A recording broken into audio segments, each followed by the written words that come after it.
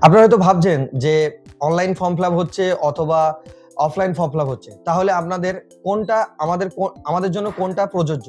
তো আজকে আমি আপনাদেরকে সম্পূর্ণভাবে জানাবো এবং আপনারা এটাও জানতে চেয়েছেন কমেন্টে যে আপনাদের যদি কাটাছেঁড়া বা হোয়াইটনার দিয়ে ফর্ম ফিল আপ করা থাকে তাহলে সেটা অ্যাকসেপ্ট হবে কিনা। তো চলুন বন্ধু আজকে দেখে নিই। তো আপনাদেরকে আমি আজকে যেটা বলবো যে শুধুমাত্র যদি কাটাছেঁড়া থাকে এই ক্ষেত্রে আপনারা যেটা করবেন, কাটাছেঁড়া থাকলে সেটা হোয়াইটনার দিয়ে ভালো করে কাটাছেঁড়াটাকে ঢেকে নিয়ে তারপরে হোয়াইটনার দিয়ে লিখে সেটাকে ভালো করে শুকিয়ে আবার সেটাকে আপনি ফিল আপ করতে পারবেন। সবসময় চেষ্টা করবেন ইংরেজিতে লেখা হলে ভালো হয়, সেক্ষেত্রে অবশ্যই এটা চলবে। আর দ্বিতীয়ত যেটা আছে সেটা হলো আপনারা জানতে চেয়েছেন যে কোন ফর্মটা আমাদের জন্য প্রযোজ্য।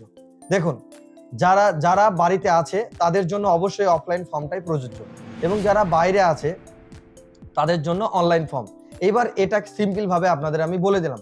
তারপরও আপনাদের কাছে আমি একটা বলবো যে যদি আপনাদের ডাইরেক্ট লিঙ্কেজ থাকে 2002 এর লিস্টের সঙ্গে, যেমন ধরুন আপনার বাবা মা ঠাকুরদা ঠাকুমা যদি নাম ডাইরেক্ট 2002 এর লিস্টে থাকে, তবেই আপনারা যতই যদি বাইরে থাকেন তবেই আপনারা অনলাইন ফর্ম ফিল আপটা করবেন। এইবার যদি না থাকেন, যদি 2002 এর লিস্টে আপনাদের বাবা মা ঠাকুরদা ঠাকুমার নাম যদি না থাকে, তাহলে আপনারা কিভাবে কেন করবেন না? তার কারণ আপনাদের নাম যদি ডাইরেক্ট না থাকে তাহলে ইলেকশন অফিসার যিনি বিডিও অফিস থাকেন উনি কিন্তু আপনাদেরকে ডাকবে।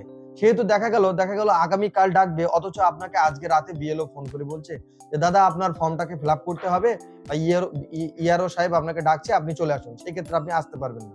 অতএব আমি আপনাদেরকে বলবো যে যারা বাইরে আছেন তাদের যদি ডাইরেক্ট নাম না থাকে অথবা নাম যদি লিঙ্কেজ থাকে তবে আপনারা অনলাইন ফর্ম ফিল আপ করুন, আর যদি না থাকে তাহলে করবেন না। এই ছিল আজকের ভিডিও।